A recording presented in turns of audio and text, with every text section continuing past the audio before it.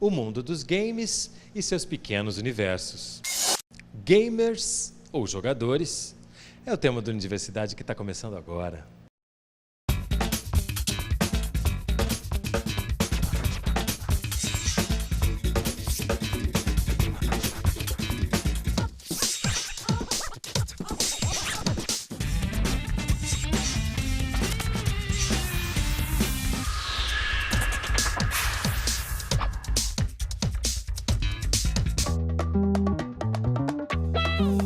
Hoje, no Centro Cultural Banco do Brasil, no Rio de Janeiro.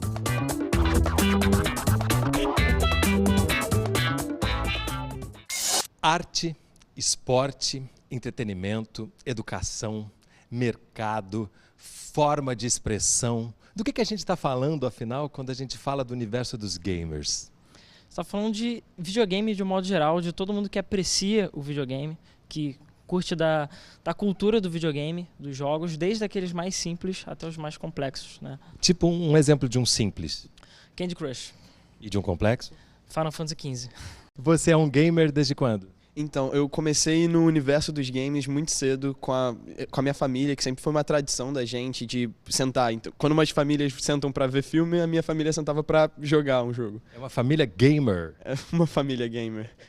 Então, vem desde sempre, quase como natural estar reunido em torno dos jogos. Sim, desde muito pequeno eu vivo esse mundo, né, de jogar e do universo dos videogames mesmo. Estamos aqui entre 5 convidados, você é a única convidada.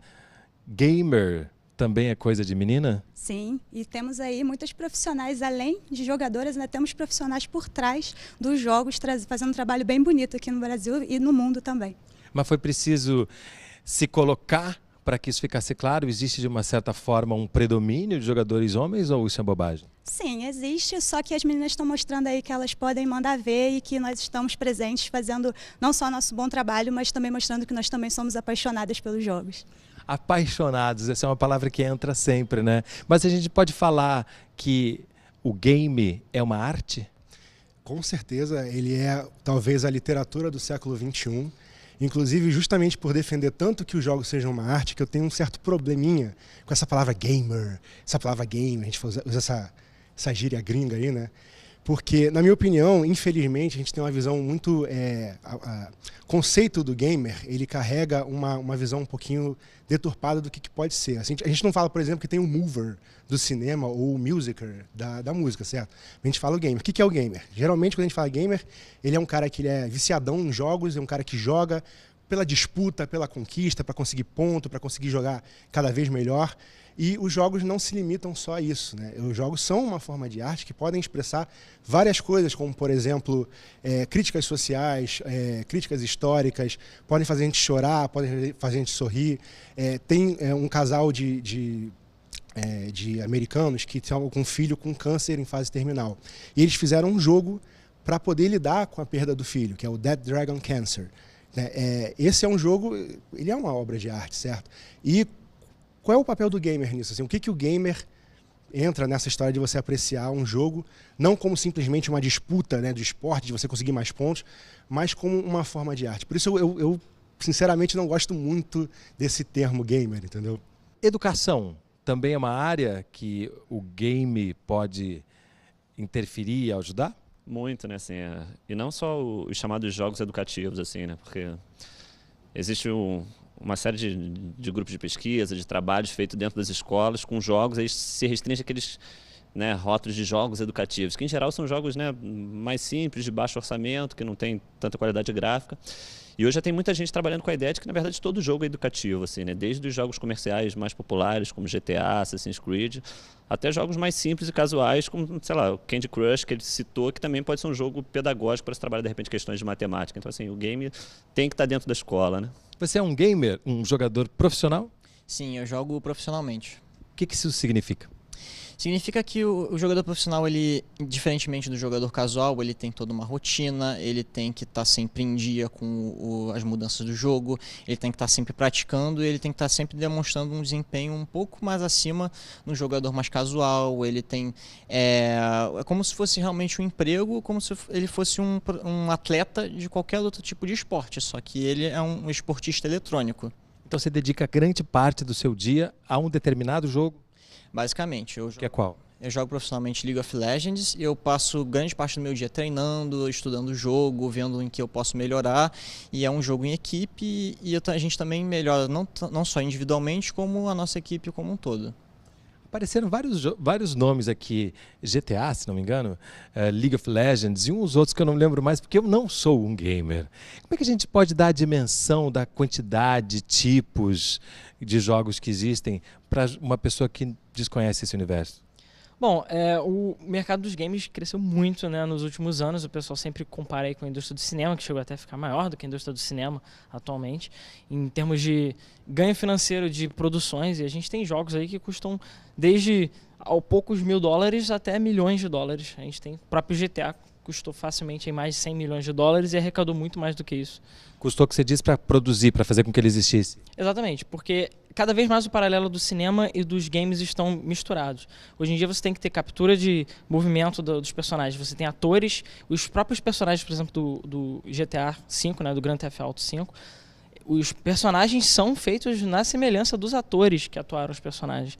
Então você tem toda uma preparação, roteiristas, cinematografia, fotografia. Fora, é claro, os profissionais que trabalham no jogo, com a programação, com a edição, enfim, das cutscenes, das cinemáticas do jogo, né? Então você tem de tudo, desde o cara que pesquisa como é que vai ser aquele beco lá, o que vai ter no beco, como é que vai ser o design daquele carro. O cara da locação, o cara da produção de arte. Fora as viagens que as pessoas fazem ao longo do mundo inteiro, porque você tem Assassin's Creed que trata com uma época mais antiga, então você tem historiadores que falam das roupas que as pessoas usavam naquela época. Como era, enfim, tem uma pesquisa envolvendo a época. No caso, por exemplo, se o jogo se passa na Califórnia, as pessoas vão até a Califórnia, tiram fotos, estudam como é o ambiente para poder retratar isso no jogo. Os maneirismos da população dessa área. Então, assim, videogame, claro, você tem os mais simples que são feitos às vezes por 1, 2, 3 pessoas dentro de casa. Mas você também tem aquelas produções multimilionárias que custam milhões e levam 5, 6 anos para serem feitas. Essa associação com o cinema é bacana, assim, né? Porque assim como no cinema a gente tem os chamados blockbusters e também tem um cinema independente, assim, no universo dos games isso ocorre também, assim, né? A gente hoje tem uma série de jogos independentes, assim, que traz diversas temáticas, né? Que não são tão usuais, assim, aos ditos jogos mais populares, comerciais, discutindo questões de gênero, discutindo questões relacionadas ao consumismo, questões ambientais. Então, assim, o universo dos games ele é tão plural que, ao mesmo tempo que tem essa mega indústria, existe também uma indústria independente tentando criar outros discursos, assim, né? Mas assim como no cinema também, a gente pode dizer que esses mega jogos têm uma legião de seguidores e os outros que são mais ligados a questões como essas que você exemplificou têm menos? Assim, tem menos consumidores, menos jogadores, envolvem menos recursos, mas eu acho que assim, é importante salientar a presença deles, né? Até porque no Brasil mesmo a gente tem tido uma série de eventos tentando valorizar esses jogos independentes, assim, né? Existe o Big Festival, há pouco tempo atrás rolou no Rio de Janeiro o Rio Indie Games, então assim, também é um nicho de mercado que está tentando de alguma forma ganhar mais visibilidade, assim, né?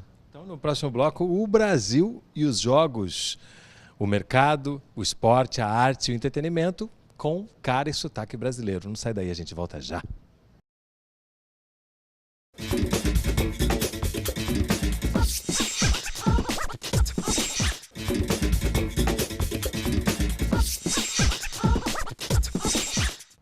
O Unidiversidade está de volta no Centro Cultural do Banco do Brasil, falando sobre o universo dos gamers. Como é que a gente pode falar desse universo quando se fala de Brasil? Você já falou no bloco anterior para a gente que você é jogador profissional de um determinado jogo. Quando você fala de Brasil, como a gente pode entender o país em relação a esse universo todo? Eu diria que o Brasil ele ainda está crescendo bastante no universo de esportes, pelo menos. Ele era um universo muito pequenininho, de uns 2 anos para cá cresceu bastante, está sendo mais divulgado, está sendo mais falado, está aparecendo em páginas grandes, sendo noticiado. E a tendência é que ele seja cada vez maior mas ainda assim você possui um pouco de preconceito por parte de algumas pessoas. Tem gente que vê o esportista eletrônico ou o próprio jogador como aquele cara nerd, que ele não sabe muitas coisas além de ficar o tempo todo no computador. Tem gente que não considera o esporte eletrônico como esporte, eles acham que é brincadeira, que tem que arrumar um emprego de verdade. E justamente a gente está tentando mostrar que não é bem assim, que é um negócio muito legal, abrange muita coisa legal, e o pessoal que joga ali tem uma experiência muito boa, e não só para ele que está jogando, mas também transmitindo para alguém que está assistindo. Para quebrar o estereótipo, você é graduado em quê? Sou graduado em bacharelado em Biologia, na Unirio. E você? Biologia marinha. Tenho mestrado em Biologia marinha, no caso. Fala, Gabi. Inclusive, essa questão do estereótipo que ele estava falando, tem muitas pessoas que acham que os games fazem mal para a saúde, que a pessoa fica alienada, mas só tem benefício. Primeiro que a maioria das pessoas que eu conheço, que jogam desde pequenas, aprendemos inglês, às vezes até outras línguas, só jogando videogame. É muito bom para o raciocínio lógico, também para você até melhorar a sua interpretação. Então, o pessoal que acha que a gente só fica focado nisso e não está aprendendo nada e não está somando nada, eles estão completamente enganados, porque nós aprendemos muito. E aí, seguindo nessa linha de entender o Brasil dentro desse universo, ou dentro do mercado, que é outra palavra que eu não gosto, mas ele está aí e a gente está falando disso aqui o tempo inteiro. Você é um designer de narrativa. Designer de narrativa. Tem um peso, né, para essa expressão, né? Que significa o quê, para quem nunca ouviu falar? Design de narrativa é a parte do game design que você une a narrativa ao gameplay que a gente chama o jogo em si, as regras, as mecânicas do jogo. É você, por exemplo, contar uma história através de um jogo. Não só você encaixando o que a gente chama de narrativa embutida, que são as falas dos personagens, a história que você lê na tela, como também como que o próprio sistema do jogo vai contar uma história. Se você quiser, eu posso te dar um exemplo. Existe um jogo chamado Papers, Please, que é um Papers, Please. Documentos, por favor. Esse jogo é um jogo que você trabalha como um oficial da imigração de um país fictício no leste europeu, que é uma ditadura ferrenha, e você tem que carimbar o passaporte das pessoas que estão entrando no país de acordo com os documentos, né? Se você erra no seu trabalho, você deixa passar uma pessoa que está com o documento errado, você pode perder dinheiro e aí você não consegue comprar comida para o seu filho morre. Só que tem um detalhe, assim, é uma situação narrativamente bem tensa, porque, por exemplo, as pessoas estão fugindo daquele país que está em guerra. Então, entra uma senhora de idade querendo passar para poder fugir dessa guerra, só que o passaporte dela está errado. Você faz a escolha narrativa de ou você deixa ela morrer na guerra, mas aí você consegue o dinheiro para poder comprar comida para o seu filho, ou você, né, deixa ela passar, você toma essa atitude nobre, só que você corre o risco de fazer seu filho adoecer e morrer.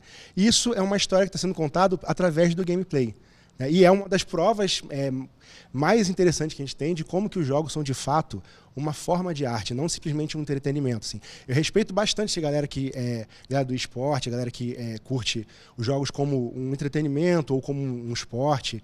E a galera que também levanta essa bola de o jogo ensina a gente inglês, o jogo ensina a gente a ter reflexos e tal, mas eu tenho que tomar um pouco de cuidado com essa visão, porque acaba sendo uma visão muito utilitarista. Ninguém questiona o mérito do cinema, por exemplo, pelo quanto você consegue aprender, quanto que o cinema pode ser educativo. Ninguém questiona a literatura. Os professores de literatura no colégio, eles não recomendam livros para você ler, simplesmente pelos livros serem educativos, por exemplo. E, no entanto, a gente ainda tem essa visão de jogos tem que ser... Para o jogo entrar na sala de aula, o jogo tem que ser educativo, por exemplo. Entendeu? Já vou aí. Então, voltando a essa ideia do que ele estava falando, as pessoas às vezes parecem ter uma dificuldade de entender esse mérito dos jogos como uma forma de, não só a utilidade dele, como uma forma de expressão, uma forma de arte. Quando você fala de videogame, assim, você pode perceber que, tipo, quando a gente fala de arte, a gente está falando de pinturas, de música, de atuação, de escultura, e todas essas coisas você pode perceber quando você está falando de um jogo. Todas essas formas de arte, todas essas formas de expressão, elas podem ser amarradas, assim, tipo, elas podem ser unidas e percebidas quando você está falando sobre videogames. Porque ela une todas essas artes e forma uma nova coisa.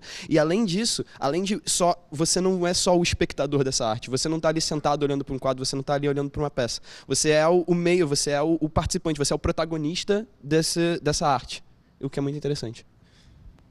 Diga, Marcos. Na verdade, existe às vezes um esforço da gente tentar encaixotar, né, assim, né, colocar os jogos em caixotes, assim, né? Quando, na verdade, existe um game que pode ser uma obra de arte lindíssima, assim, que te toca, te emociona. Existe um game que ele é pensado já para ser utilizado, né, dentro da lógica do esporte, né, assim, para movimentar bilhões, diversos jogadores no mundo todo. Existe um game que ele pode ser pensado enquanto há algo interessante para se aprender biologia, se aprender geografia, ou então um jogo que ele não foi pensado dessa forma, mas que ele é utilizado dessa forma. Acho que o grande barato é a gente pensar o game enquanto uma pluralidade de linguagem, assim, né, que possibilita diversas, assim, funções, sejam as mais utilitaristas, sejam as mais, né, relacionadas às questões emotivas, ou mesmo, né, de uma percepção diferente de mundo. Então acho que é um esforço que a gente tem que ter muito grande, senão a gente acaba restringindo o grande barato da linguagem, que é justamente a diversidade que ela possibilita, assim, né? Então, dentro dessa gama, desse universo tão vasto, você pode jogar contra, mas você pode também jogar junto. Não sai daí. A gente volta já, mas antes se liga nessa dica. Geração Gamer é um site 100% voltado à cena brasileira de games. Para saber mais sobre o site, acesse geraçãogamer.com.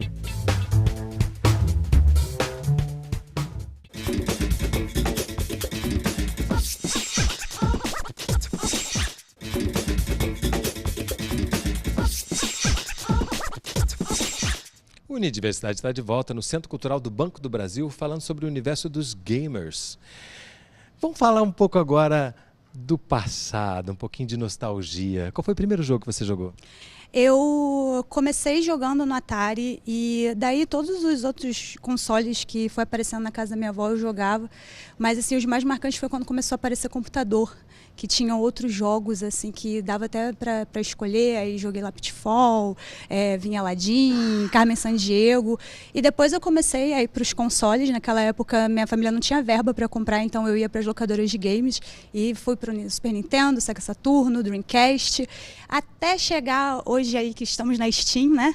Que temos aí, temos PlayStation 4, nós temos Xbox One, temos os consoles da Nintendo, mas eu tô aí na Steam agora, continuo jogando e tem jogo para todo mundo quiser jogar, desde o casual até o hardcore. O que você quiser jogar, tem lá coisa na Steam para você poder comprar. De repente parece que ela começou a falar outra língua, né? Para quem não conhece. E é genial, porque você pode ter, acredito eu, jogos que você compra, físicos, e jogos que você baixa da internet? Exatamente. A gente agora está tendendo ao mercado cada vez mais digital, não só, é claro, no meio da música, do cinema, como também no meio dos videogames, né? Em questão, principalmente de custos. Então você tem uma plataforma de distribuição muito ampla, que você pega o mundo inteiro. Então você que é um desenvolvedor brasileiro, você pode lançar o seu jogo agora para o mundo inteiro, e antes você ficava limitado a literalmente imprimir o DVD, né? Prensar o DVD, fazer a caixinha e tudo mais e enviar para o mundo inteiro. Isso gera custo, gera o jogo que fica na prateleira, né, e não é vendido. E na plataforma digital não, você tem uma quantidade infinita de jogos, né, são cópias digitais, e você pode vender para o mundo inteiro, para quantas pessoas você quiser, de uma forma mais barata, mais rápida. Você tem o jogo instantaneamente, não precisa esperar ele chegar na sua casa. Então, os jogos físicos, por mais que eu goste de ter o jogo físico, da caixinha, você lê o manual, isso infelizmente está se reduzindo, os jogos mesmo não vêm mais com manuais físicos hoje em dia. Por mais que eu goste do jogo físico, você está atendendo a um meio digital que é mais barato, mais rápido e mais fácil. E você tem um jogo instantaneamente, atualizações instantâneas. Antes, quando tinha um cartucho, se via um erro no jogo, já era. Você não tinha como trocar, ou então você tinha que ir na loja trocar o cartucho, eles tinham que lançar outro, gerar muito custo. Agora, se o jogo tem algum defeito, algum bug, você simplesmente atualiza ele. Do mesmo jeito que o jogo é arte, a caixa é arte, o manual é arte também. Então faz parte de você preservar a história dos videogames e curtir a parte da história dos videogames. Você vê esses cartuchos antigos, esses jogos antigos, e tem uma arte da capa que muitas vezes não está presente no jogo, entendeu? Você está estudando para ser um desenvolvedor de jogos? Isso, exatamente. Eu faço técnico de informática, eu arranjei um estágio recentemente num desenvolvimento, numa equipe de desenvolvimento de jogos, e é a carreira que eu pretendo seguir, né? Porque eu tenho esse contato desde pequeno, então é uma coisa que sempre teve muito comigo, e é uma coisa que eu gosto muito. Você pretende viver disso? Provavelmente eu pretendo, assim, pretendo seguir essa carreira, viver disso talvez também, mas eu pretendo realmente produzir jogos, nem que seja um hobby ou que seja realmente uma coisa que eu quero fazer. É possível você jogar contra o outro, mas é possível também você jogar com o outro, cada um de sua casa. Essas coisas também interferem quando a gente está falando no o quanto que a gente aprende ou não com os jogos, né? Ou o que se aprende. Muito, né? Assim, aquela imagem clássica, né? Os jogos estimulam a competição entre as pessoas. Hoje existe uma série de jogos assim, que são colaborativos, né? Assim, no sentido de que para vencer tem que todos atuarem juntos e quando a equipe vence, existe a vitória individual. Assim. E o exemplo mais clássico disso é aquele joguinho Tetris, né? Que mesmo quem é do universo dos games conhece, né? De encaixar assim. Você não ganha, assim, você nunca vai ser campeão, ganhar Tetris. Então as pessoas estão jogando, se divertindo, ou seja, essa coisa do jogo enquanto algo que estimula a competição, como se todos os jogos tivessem, né, isso na sua essência, assim, isso é uma grande falácia. Né? Mas alguns têm. Alguns têm, claro. Assim, aquela história do universo, né? Pra gente colocar em caixas, assim, né? Existe o colaborativo, existe o competitivo. Quando a gente fala em jogos, a gente está falando aqui dos videogames, né, dos jogos eletrônicos. Mas os jogos eletrônicos não são os únicos tipos de jogos que tem. Existe hoje um cenário dos jogos de tabuleiro moderno, porque quando a gente fala jogo de tabuleiro, a gente imagina aqueles jogos de tabuleiro que a gente jogava Banco Imobiliário, Gamão, esse tipo de coisa. E de algumas décadas para cá vem surgindo o que a gente chama de jogos de tabuleiro moderno. E já existe aqui no Brasil, por exemplo, um cenário muito forte de jogadores e produtores de jogos de tabuleiro. Que aqui no Rio de Janeiro, por exemplo, tem um encontro que é feito todo mês, que reúne gente que traz seus jogos de tabuleiro para jogar. E são jogos modernos, que saem do limite de jogar o dado e mover o peãozinho, né? São jogos bem complexos. E quando a gente fala em jogo, a gente está falando desses jogos também. Eles também são uma forma de arte. O que faz que um jogo seja um sucesso? Tem vários aspectos que fazem um jogo ser um sucesso, mas eu diria que o fator principal é quando ele consegue englobar todos os tipos de público, desde do pessoal mais novinho, das crianças de 6, 7 anos, até o pessoal mais velho, de 40, 50, tanto público masculino quanto feminino, inclusive, que é uma coisa que tem crescido bastante nos dias de hoje.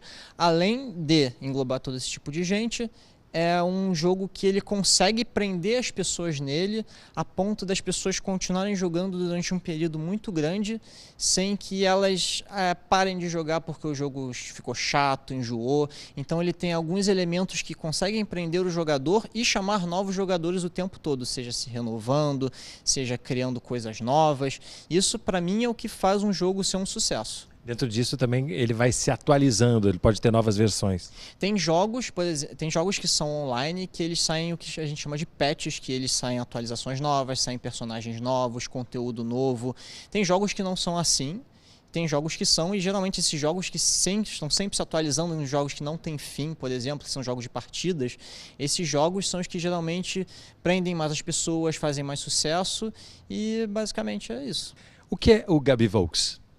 É o nome do meu canal e é legal falar disso porque muita gente me conhece tudo mais assim e chega para mim e fala assim: nossa, mas você se apresenta como Gabi, não se apresenta como Gabriele? Eu falo que eu me apresento como Gabi porque é a minha forma de ser mais íntima das pessoas, porque é o que eu sou, né? E eu tenho um blog, né, que eu tinha falado até anteriormente para você, que eu criei ele pela necessidade de ter resenhas mais emocionais, mais sentimentais dos jogos que eu jogava, porque eu sempre procurava resenhas, eu encontrava coisas muito técnicas, eu não conseguia me conectar com aquilo. Então, quando eu fiz o blog, eu escrevia tudo que aquele jogo tinha me feito sentir, jogos que tinham me feito chorar, como aquilo me afetou, como foi no caso de um jogo que eu gosto muito, que é Mass Effect, e outro que é The Walking Dead, que você tem que ter umas escolhas morais assim, você tem que pensar rápido. Então, o meu blog abriu algumas portas para mim, e até uma delas é que eu tô aqui hoje, porque as pessoas liam e falavam assim para mim: nossa, é a primeira vez que eu leio uma resenha que a pessoa sofreu igual eu sofri. E isso é muito legal, porque tem esse reconhecimento quando você começa a passar aquilo que você gosta para o mundo. O que é o No Game? O No Game é um núcleo de games, atividade e metodologia de ensino, que é um núcleo de pesquisa dentro do Colégio Pedro II, que é um colégio federal aqui. E aí fica a dica também para quem quiser acessar nogame.org. Tem diversos materiais didáticos lá utilizando os games como referência para quem quiser baixar, quem quiser utilizar nas escolas por aí. Comprovadamente, os alunos ficam mais interessados quando você traz esse universo para dentro das atividades pedagógicas. Com certeza, né? Assim, é a velha máxima do Paulo Freire, assim, na verdade, a gente trazer o cotidiano quanto a realidade concreta a ser trabalhada para se pensar o ensino. E chega ao fim mais um Unidiversidade, um programa do Canal Saúde da Fundação Oswaldo Cruz. Se você quiser entrar em contato conosco, nosso endereço eletrônico é canalsaude.fiocruz.br ou então acesse a nossa página no Facebook. E eu quero agradecer a Gabi, Alain, Márcio, Thiago, Marcos e Arthur por mais um Unidiversidade que vocês fizeram.